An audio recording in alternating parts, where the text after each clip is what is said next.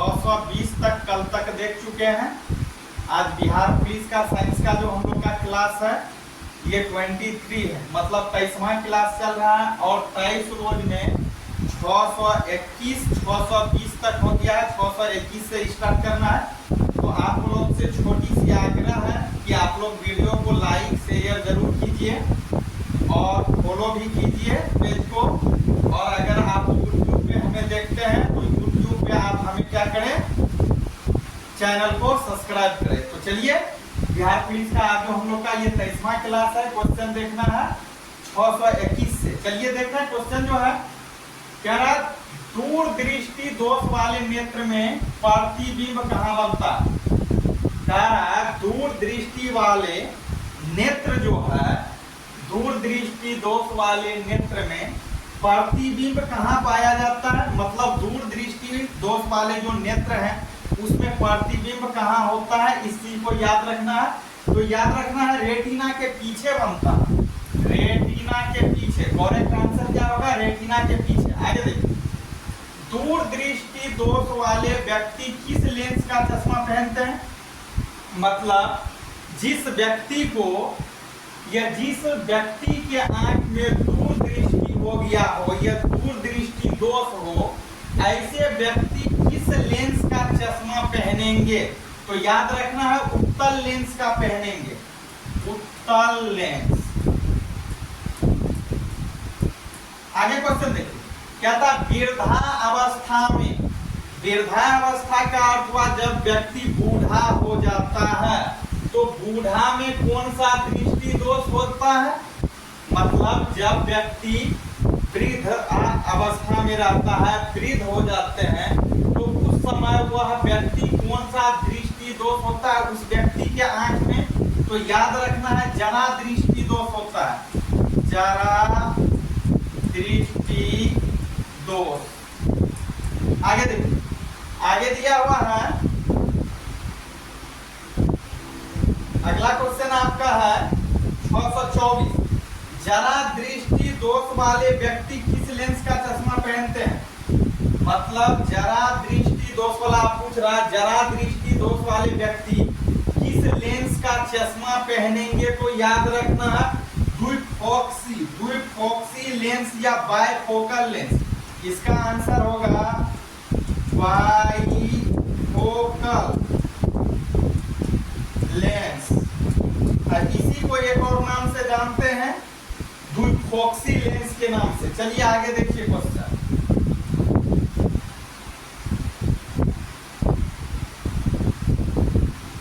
आगे आपका क्वेश्चन दिया हुआ है, कह रहा किस प्रकार के दृष्टि दोष वाले व्यक्ति, कह रहा किस प्रकार के दृष्टि दोष वाले व्यक्ति क्षैतिज दिशा में ठीक परंतु ऊर्ध्वाधर दिशा में ठीक होता है, यहाँ ठोक लिखा गया, ठीक से नहीं देख पाते हैं। तो जिस व्यक्ति के आंख में अबिंदुकता होता है यानी कि दृष्टि वैषम्य, ऐसे व्यक्ति के साथ ये परेशानी आती है। अगला क्वेश्चन देखिए, क्या था अबिंदुकता से ग्रसित व्यक्ति। मतलब जिस व्यक्ति को अबिंदुकता हो गया हो, कौन सा लेंस पहनने की सलाह दी जाती है ऐसी व्यक्ति को। फिर से क्वेश्चन समझिए, मतलब अबिंदुकता से ग्रसित जो व्यक्ति है, ऐसे व्यक्ति को कौन सा लेंस पहनने की सलाह दी जाती है डॉक्टरों के द्वारा। तो बेलनाकार लेंस की सलाह दी जाती है, याद रखना है बेलनाकार। आगे देखिए, आंख का रंग किसके रंग पर निर्भर करता है। आंख का रंग जो है ये आइरिस पर निर्भर करता है। आपको याद रखना है इसका करेक्ट आंसर जो होगा आइरिस के रंग पर, आइरिस होगा इसका करेक्ट आंसर, आइरिस के रंग पर। आगे देखिए क्वेश्चन,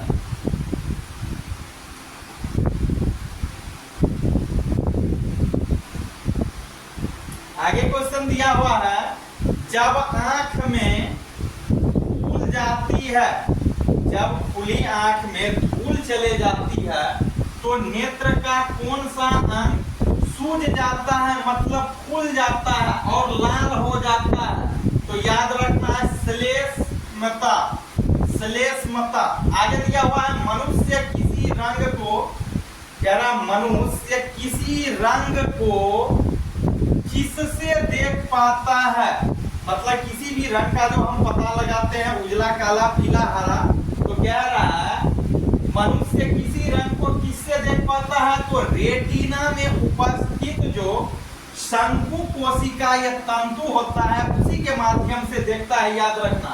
तो इसका करेक्ट आंसर होगा रेटिना में उपस्थित शंकु कोशिका। रेटिना में उपस्थित शंकु कोशिका, याद रखना है से। चलिए आगे देखिए। आगे है मनुष्य प्रकाश की तीव्रता का आभास कैसे कर पाता।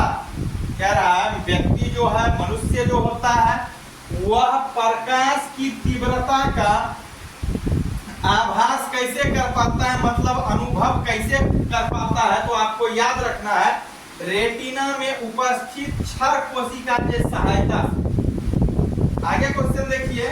आगे क्वेश्चन दिया हुआ नेत्र का वह दोष, कह रहा नेत्र का वह दोष, वह त्रुटि जिसमें मनुष्य किसी खास रंग या विशेष के लिए, खास रंग विशेष के लिए संवेदनहीनता होता है, यह संवेदनहीन होता है, क्या कहलाएगा, तो वर्णाधता कहलाता है। इसका करेक्ट आंसर होगा वर्णाधता।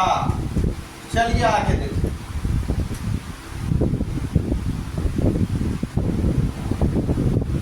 आगे क्वेश्चन दिया हुआ है, कहता है वर्णाधता में क्या होता है, वर्णाधता में क्या होता है, याद रखना इसमें रेटिना के शंकु संवेदनहीन हो जाता है, जो जन्म से ही होता है यह पाया जाता है। आगे क्वेश्चन, रेटिना का शंकु किस रंगों के लिए संवेदनशील होता है। अब क्वेश्चन कह रहा है रेटिना का शंकु जो होता है वह किस रंग के लिए संवेदनशील हो जाता है, तो याद रखना है लाल रंग के लिए, हरा रंग के लिए, नीला रंग के लिए भी। चलिए आगे।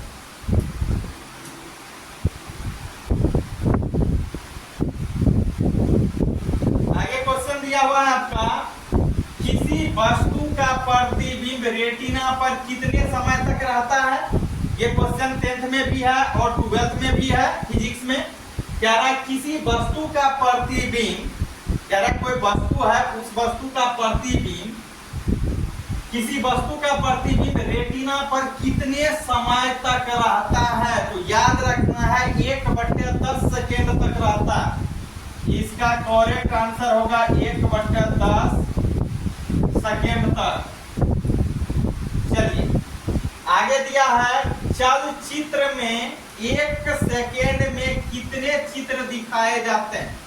चलचित्र जो होता है, कह रहा है चलचित्र में 1 सेकेंड में कितने चित्र को दिखाए जाएंगे या कितने चित्र को दिखाए जाते हैं, तो याद रखना है 24 चित्र को दिखाए जाते हैं, 24। आगे देखिए। आगे है उत्तल लेंस को और किस नाम से जाना जाता है। कह रहा उत्तल लेंस को और किस नाम से जानते हैं, तो आपको बता दिए हैं पहले भी। एक यूनिक नाम जो है रीडिंग लेंस है, रीडिंग लेंस। चलिए आगे। कह रहा सरल सूक्ष्मदर्शी क्या है। सरल सूक्ष्मदर्शी क्या है, यह सरल सूक्ष्मदर्शी क्या होता है, तो आपको याद रखना है कम फोकस दूरी का एक उत्तल लेंस होता है।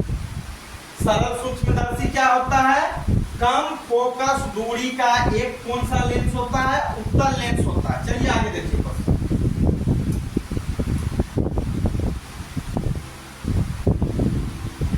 आगे क्वेश्चन है सरल सूक्ष्मदर्शी में वस्तु को फोकस, क्या है सरल सूक्ष्मदर्शी में वस्तु को फोकस एवं ध्रुव के बीच रखा जाता है। फोकस और ध्रुव के बीच वस्तु को रखा जाता है। किसमें रखा जाता है, सरल सूक्ष्मदर्शी में रहा है कैसा बनता है, तो उस समय जो इसका प्रतिबिंब बनेगा काल्पनिक बनेगा, सीधा बनेगा एवं वस्तु से बड़ा बन जाएगा। चलिए आगे देखिए, संयुक्त सूक्ष्मदर्शी क्या है? संयुक्त, अब पूछ रहा संयुक्त सूक्ष्मदर्शी क्या है? यह संयुक्त सूक्ष्मदर्शी क्या होता है? तो याद रखना है, संयुक्त सूक्ष्मदर्शी जो है यह एक अक्षर पर लगे दो उत्तल लेंस, वस्तु की तरफ का लेंस अभिदृश्य तथा नेत्रिका की ओर वाले लेंस को नेत्रिका कहते हैं, याद रखना। आगे दिया हुआ है क्वेश्चन,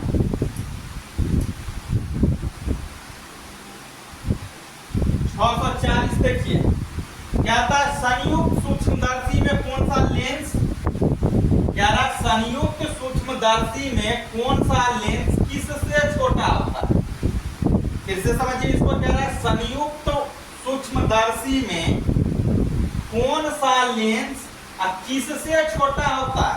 तो संयुक्त सूक्ष्मदर्शी में जो लेंस जिससे छोटा होता है उसका नाम है अभिदृश्यक लेंस का द्वारक नेत्रिका लेंस की अपेक्षा छोटा होता है। याद रखिए, फिर से कह रहा है संयुक्त सूक्ष्मदर्शी में कौन सा लेंस किससे छोटा है? तो आंसर होगा अभिदृश्यक लेंस का द्वारक नेत्रिका लेंस की अपेक्षा छोटा होना या छोटा होना। आगे दिया हुआ खगोलीय दूरबीन में होते हैं, खगोलीय दूरबीन में क्या होते हैं?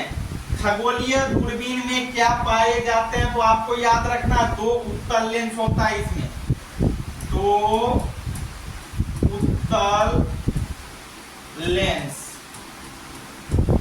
आगे देखिए, कहता है गैलीलियो दूरबीन में क्या होता है? गैलीलियो साहब ने जो दूरबीन बनाया, पूछ रहा उस दूरबीन में क्या होता है? तो याद रखना है अभिदृश्यक लेंस भी होता है, उत्तल लेंस तथा नेत्रिका लेंस अवतल। याद रखना है गैलीलियो दूरबीन में क्या होता है? तो गैलीलियो दूरबीन में अभिदृश्यक लेंस होते हैं, उत्तल लेंस भी होते हैं तथा नेत्रिका लेंस अवतल। आगे देखिए, समुद्र नीला प्रतीत क्यों होता है? मतलब जब हम समुद्र की ओर नजर दौड़ाते हैं तो समुद्र हमें नीला लगता है, इसका कारण क्या है? इसका यही कारण है कि प्रकाश के परिकिरणन के कारण होता है, तो प्रकाश के परिकिरणन के कारण करेक्ट आंसर। आगे देखिए क्वेश्चन,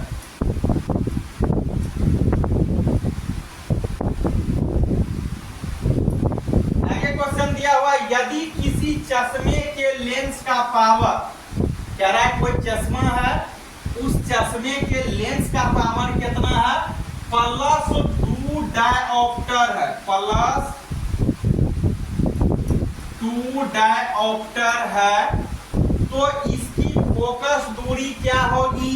तो इसकी फोकस दूरी -50 cm मतलब सेंटीमीटर होगी।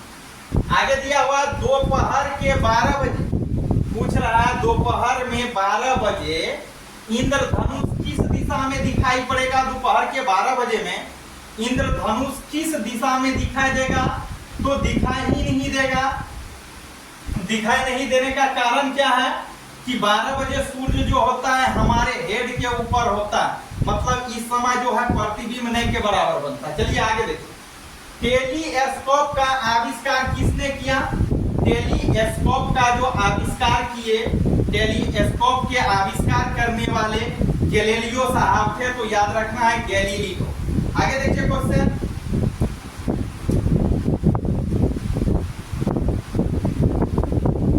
आगे क्वेश्चन दिया हुआ है, मोमबत्ती की लौ का बाहरी भाग नीला क्यों दिखाई पड़ता?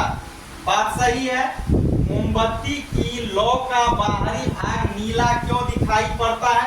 जैसे सपोज कीजिए ऐसे ये मोमबत्ती है, कह रहा है इसका नीचे का भाग जो है ये क्या है? मोमबत्ती है।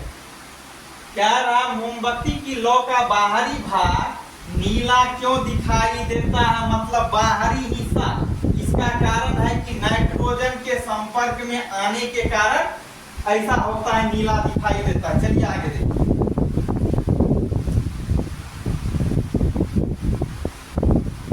आगे क्वेश्चन दिया हुआ है, श्वेत प्रकाश में 7 रंग होते हैं। बात सही है, श्वेत प्रकाश में 7 रंग होते हैं। इस तथ्य की खोज किसने किया था कि श्वेत प्रकाश जो है वह 7 रंगों का मिश्रण है? तो न्यूटन साहब ने खोज किए थे। याद रखना, इसका करेक्ट आंसर होगा न्यूटन। आगे देखिए, कहता श्वेत प्रकाश में साबुन के बुलबुले रंगीन दिखाई पड़ने का क्या कारण है?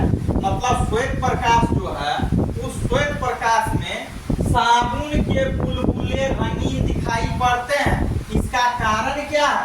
तो कारण यही है कि व्यतिकरण। याद रखना है, व्यतिकरण। किसका व्यतिकरण? प्रकाश का। याद रखना। आगे 650 पे पहुंच गए। फोटोग्राफी में किस यौगिक का उपयोग किया जाता है? फोटोग्राफी में कह रहा है किस प्रकार के या किस प्रकार का यौगिक का उपयोग किया जाता है? तो याद रखना है सिल्वर सोरोमाइड का। सिल्वर सोरोमाइड का किया जाता है। तो चलिए, आज क्वेश्चन जो हम लोग का हुआ 650 तक हो गया है। कल इससे आगे देखेंगे। आप लोग से छोटी सी आग्रह है, अपील है कि आप लोग वीडियो को अधिक से अधिक शेयर कीजिए और लाइक कीजिए। बहुत बहुत धन्यवाद आप लोग को जुड़ने के लिए, आप लोग को शेयर करने के लिए। तो चलिए फिर मिलते हैं अगले क्लास में।